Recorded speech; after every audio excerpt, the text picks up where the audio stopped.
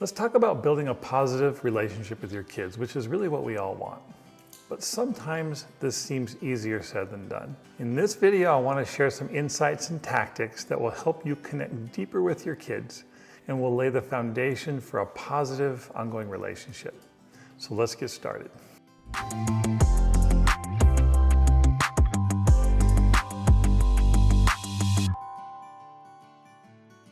First, I want to talk to you about the idea of an emotional bank account. I think the idea of an emotional bank account first started with Stephen Covey. And I love the concept. I want to share with you a story that happened to me early in my career that taught me about how important this is. I saw a woman in therapy who came in with her son. She brought him in to see me, and this kid was out of control. He exhibited the worst behavior problems you could imagine. He was getting in trouble with the law, skipping school, doing drugs. Well, he let me know pretty early on in therapy, pretty much that first session, that he would never be coming back. And he was right, he never came back. But his mom, we're gonna call her Claire, she decided that she would keep coming. And I ended up developing this really wonderful relationship with Claire.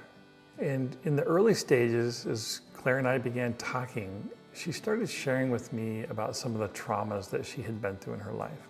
And she had been through many, many traumas. These started when she was really young, honestly, as early as an infant. And her traumas repeated themselves and occurred throughout most of her life. And I really cared about Claire, but I remember when we would first meet how fragile she was. There were so many times in those first few sessions where she could not get the words out to tell me. She could hardly talk about these painful experiences. And there would often be like really long periods of silence where I'm talking 20 minutes at a time where I'm sitting there looking at Claire and I'm sort of sitting forward and I'm 100% focused on her. But I know she's struggling to get the words out.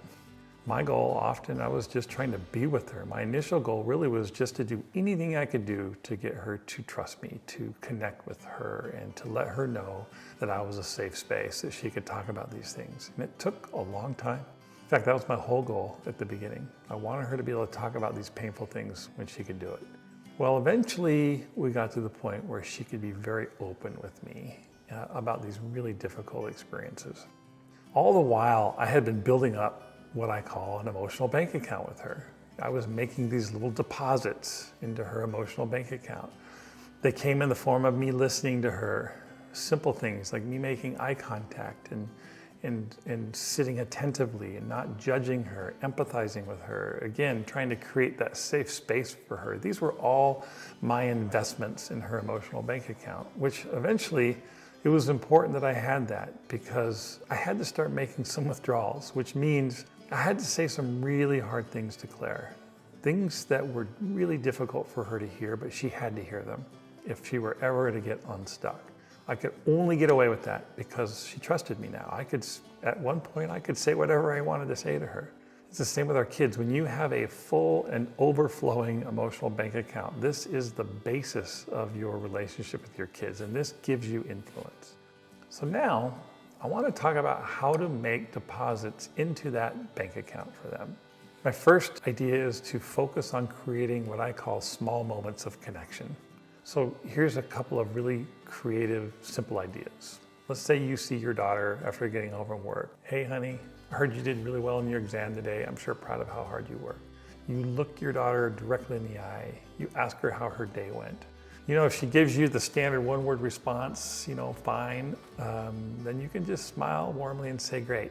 If she tells you more about her day by using more than one word, then count that as gold and just give her 100% of your attention. Act like that's the most important thing you've heard all day. Another idea, you can go into your son's room at night just to tell him you love him. While you're there, you can ask him if you can make him something to eat for breakfast in the morning. Just one small connection can lead to another. You can leave a sticky note on your daughter's mirror in the morning that says, world's greatest daughter, I love you. You can put gas in your son's car. You can leave a note on the car seat. Here's a tank of gas on me. Thanks for being the best kid a dad could ever want.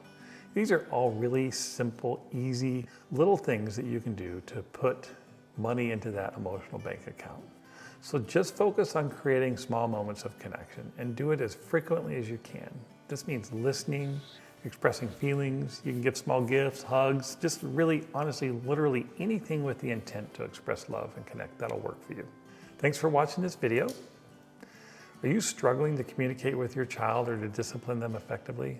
You know, none of us were ever given a manual when our kids were born, the manual that supposedly tells us all the rules and things we can and cannot do. So we just learn by trial and error. This channel is all about my system of correcting and connecting to build a strong, trusting, and influential relationship with your child. If that's the kind of thing you want to know more about, like this video, subscribe to my channel, and share this with any friends you think it would benefit. Now let's get back to the video. Another unique way of connecting with your kids, this will probably sound kind of funny, but love them in ways that they like to feel loved. I know that sounds funny. Let me give you a true story to illustrate what I mean by this. Most of you have probably heard Gary Chapman's 5 love languages. You know, I had heard about that for years, but I never really paid a lot of attention to it. To be honest with you, I was not that interested in learning about it. I kind of figured it was some silly pop psychology gimmick. But one day, just for fun, I took my second daughter, my middle daughter, out on a date. We would sometimes go out on these daddy-daughter dates. And we went to this, it was basically a pie shop. And we sat down, we ordered our pie. So after each of us ordered a piece of pie, I handed her the 5 love languages test for teens. Now this is just a simple test, it's free, you can go get it online, and it talks about these 5 love languages. Let me just give you a quick summary of the love languages. They're based on the idea that each of us express and experience love in different ways. So here's the different languages. Number 1, words of affirmation. So people with this love language feel loved the most by words. So when you literally say nice things to them or tell them you love them. Another love language is called physical touch. So these are people that experience love the most through physical touch, holding hands or hugging or scratching their back or whatever.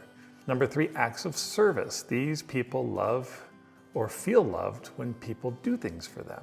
Number 4 is gifts, giving gifts. So those with this love language feel the most love when they receive gifts. And that's actually how they express love to others too. The last one is called quality time. People with quality time as their love language, they feel loved the most when you spend time with them. The more time, the better. So after taking this test with my daughter, I scored it and I had an absolute revelation. You know, I didn't know this at the time, but I'm a words of affirmation and physical touch kind of guy. I'm a hugger. Well, this was my daughter's lowest score of all. No wonder she never initiated a lot of physical affection like I did. Her highest score was quality time. I did not know that. When I shared this with her mom just laughed. She's, you know, Maddie loved spending time with her mom. And that is what meant the most to her. So here's a girl I had a close relationship with. I thought I knew so well. And I just learned that spending more time with her meant way more to her than hugging her or telling her how much I appreciated her. You know, it's been 8 years since we went on that date, but we still talk fondly about that night where we learned about each other. So to summarize for you, if you feel like your kids never listen to you, do something creative like this. Find ways to build up their emotional bank account. Just lots of little connections, that will help. And also find ways to express love to them in ways that they like. Are you looking for a more effective way to connect with your child and build long-term positive influence? Maybe your child is misbehaving or going through a difficult phase and you struggle to know how to discipline them, or even sometimes just how to reach them at all. Well, my name's Dr. Todd Corelli, and I've spent the last 25 years as a clinical psychologist, and I work mostly with kids, teenagers, young adults, and their families. And I've worked with thousands of families across the globe, and I've seen the challenges facing our families today. That's why I've created a 4-part video series that is completely free to watch, and it's available online for immediate viewing.